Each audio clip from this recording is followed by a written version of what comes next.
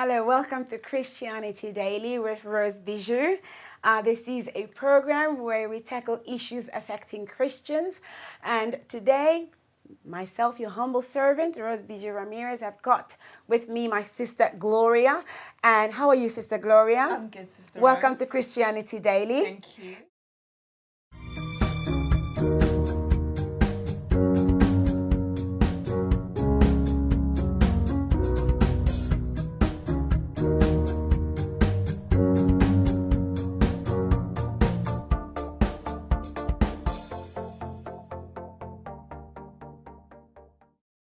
Today we'll be talking about a topic on interpreting. I am a church interpreter, and it is my passion to coach interpreters, people who are church interpreters who are aspiring to become church interpreters. And I really like to give advice to help them to be good, to be effective and good interpreters. So today we'll be talking about how to communicate as an interpreter.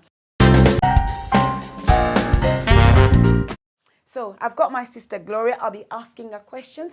If you are part of the audience and you're an interpreter and you want to participate, you can participate whilst we are live, or you can watch the video and then tell us something later, ask us questions later. Okay? So Sister Gloria, what do you understand by communicating as an interpreter? What's communication? For me, communication is all about speaking well, hearing well.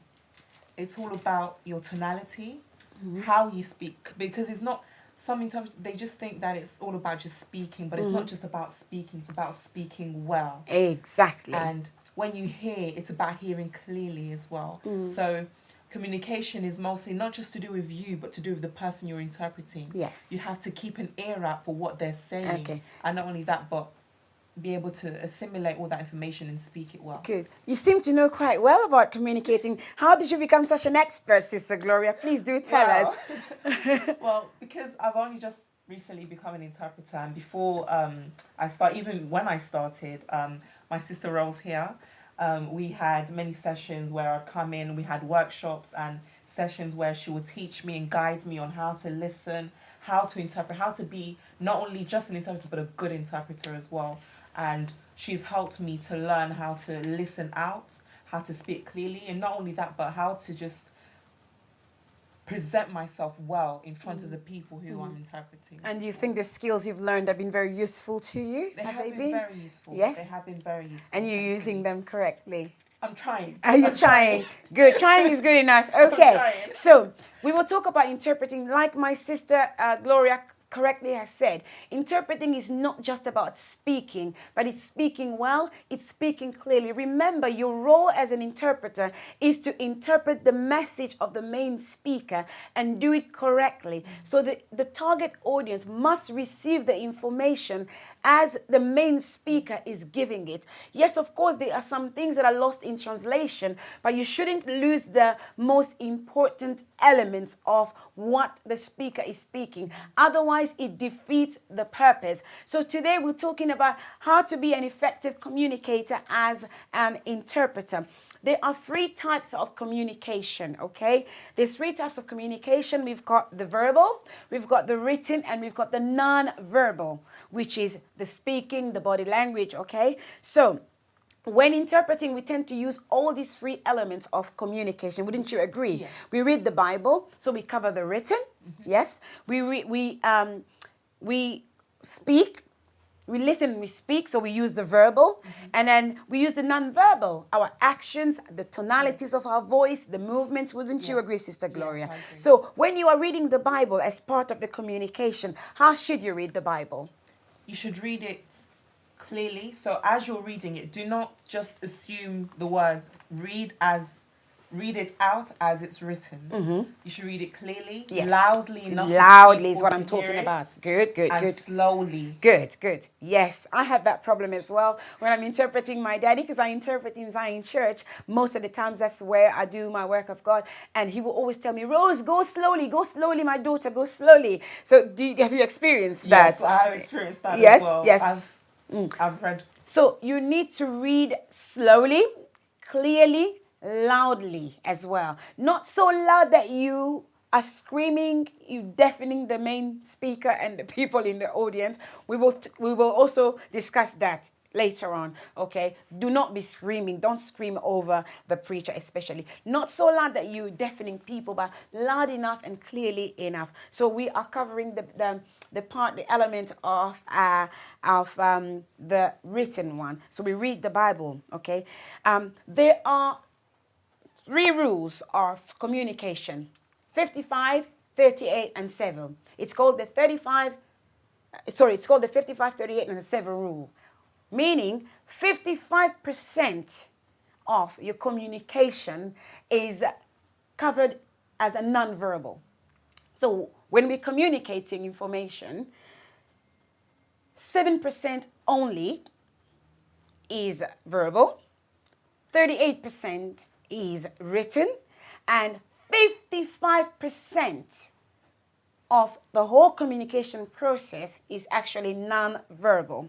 So today, I'd like to encourage interpreters or advisors. So when you are interpreting, I would advise that you focus on what you don't say. Am I making sense? Yes. Focus on what you don't say.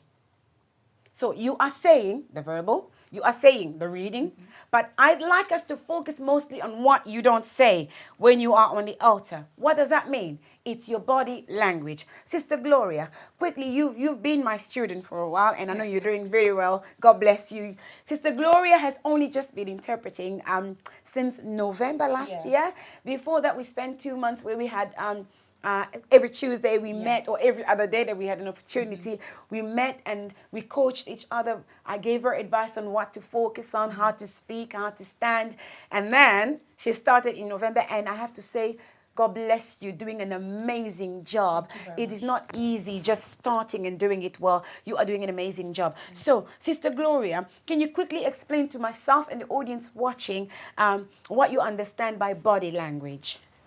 Body language, for me, how I understand it is how you physically interpret the message.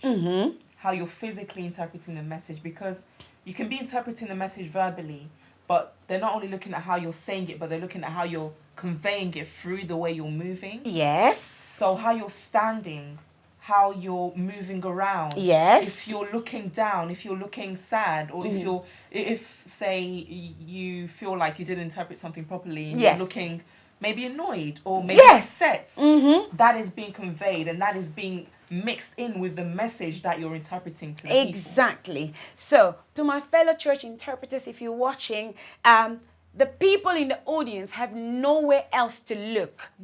They have no one else to look at, nowhere else to look except in front of them.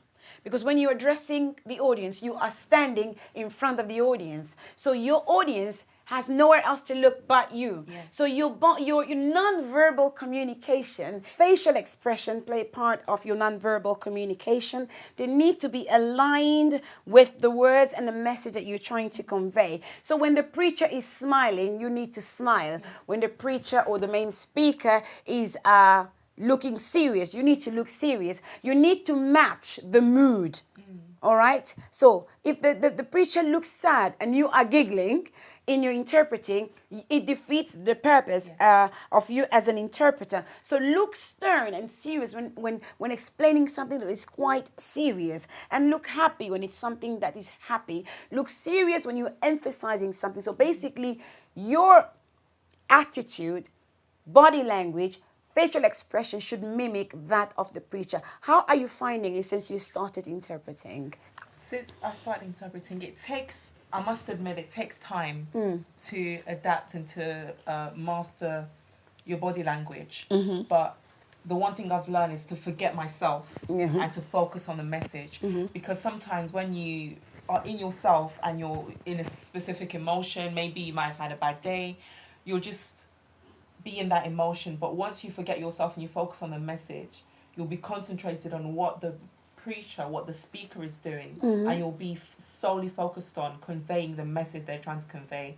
So yeah, the one thing I've learned is to forget myself and forget how I'm feeling at that moment in good. time. That's a very, very important point that Sister Gloria is just trying to make that, to make there, because you are impersonating the preacher. When you're impersonating the preacher, you are not you. You become that person. When you are impersonating the main speaker, you become them. Of course, you are still you, but at that moment, you need to be who they are. So look sad when they look sad.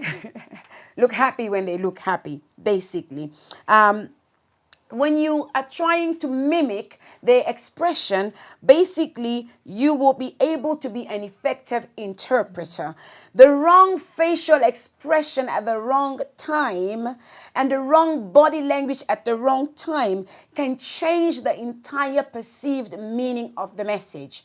My fellow interpreters, please do not kill the message of the main speaker. Remember, they prepared so well. The ultimate goal of the message as an interpreter is that you are helping to spread the gospel. The preaching, the message of Jesus has to reach a wider audience than the one where you are at. So when the preacher has prepared a message in Portuguese, you're interpreting it in English. The English speakers need to be able to get the information exactly as it's being said in Portuguese. So we are helping to spread the gospel. So see yourself as a speaker. At that moment, you become the preacher. At that moment, you become the main speaker. So you forget yourself, as our sister rightly said. That is how you will become an effective interpreter, an effective communicator. Look polite and look warm and look approachable. Don't have a closed body language. What do I mean by having a closed body language? Like, I'm stern, I'm not approachable, I'm just interpreting, I am just interpreting.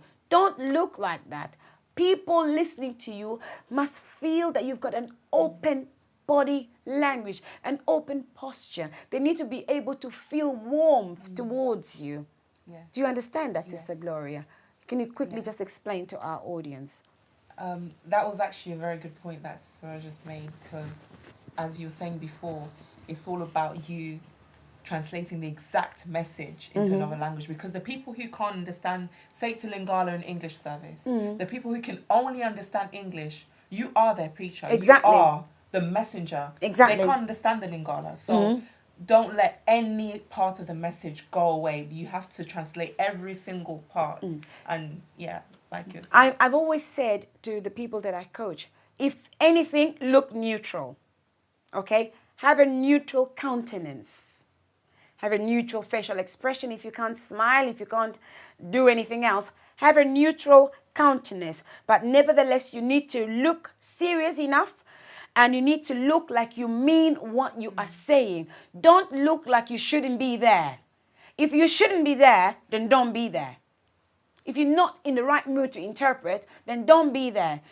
Don't be there. If you are there, do the job right. If you don't know how to do it right, find people like me to coach you. We are there for that reason. Okay? Yes. Can I give, yes. For the expressions and how you look, one thing I've realized is don't look at the audience. One thing Sister Rose taught me, do not look at the audience. Because once you look at the audience and you start looking at specific faces, you'll start getting there. They might look at you in a certain way. You might feel like, why is this person looking at me? But most of the time, they're just looking at you. But you might feel a bit intimidated. Intimidation is the word, to look a specific way. So forget the audience. Just look straight ahead and just interpret the message. Okay. Just touching on that bit, another point is that, yes, you can maintain eye contact. It's okay to maintain eye contact, but you maintain eye contact with the person you're with on the altar. Yes. You maintain eye contact with the main speaker, the preacher, because there's certain things that you may miss out on. You may miss out on what they said. But if you maintain eye contact, you can quickly, just by looking at them, remember or understand what they meant, even though you missed out on the word. But just by maintaining eye contact, you can regain that confidence. You can make a sign to them that you didn't really understand what they said, and they can reiterate that. Our pastor at church is very good at that, isn't he? He will soon know that you didn't catch, and he will repeat himself, and he will urge you to say it in a way he wants you to say it. But not many preachers are confident enough to encourage the interpreter to do that. So you can maintain eye contact with the preacher, but with your audience, do not look at them in the eye. I always say, look at them above their heads. They need to feel that you are looking at them. Because if there is no eye contact, the people, your audience, will feel like you don't really care about them. You're just speaking for the sake of speaking. Although other cultures are different, but for the purposes of professionalism, maintaining eye contact is very important because the audience needs to feel that you are connected with them. But don't look them in the eye. Look above their heads, just like Sister Gloria has said. In terms of looking at the main speaker, maintaining eye contact, you need to remember people from African backgrounds, staring at somebody in the face can be deemed as a sign of rudeness, okay? I had to learn this for myself in a big way. Some preachers, you may be invited somewhere, you're interpreting a very old school kind of preacher. They are polite, they come from the African background, the Afro-Caribbean background, where staring in the eye can be a sign of rudeness because it's intimidating. They're used to people looking down, especially if you are younger to them. So it is important that you discuss things beforehand so that they know where you're standing, so that they will not view you as a rude person. All right, so just do it in balance. Don't constantly just stare and stare. Do it in passing. You give a glance. So you maintain eye contact in a glance, not consistently and persistently. Am I making myself clear, Gloria? Do you understand that? I understand. Yeah. So have an open posture.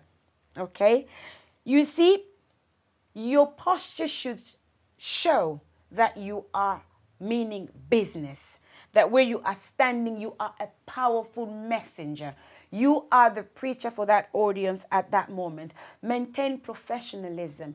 Please don't be standing with your foot to one side. I wish I could stand up to just show this to you. Don't be standing twirling your hair when you're interpreting. My hair is so interesting.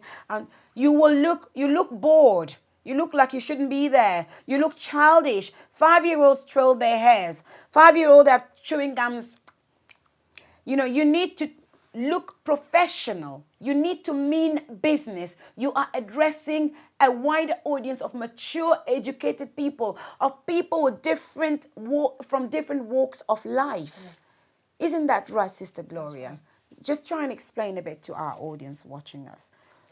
Like I said, it's all about focusing. The main reason why you would, wander off and start messing with your hair maybe, or looking down, or maybe even daydreaming is because... Yeah, daydreaming is a classic.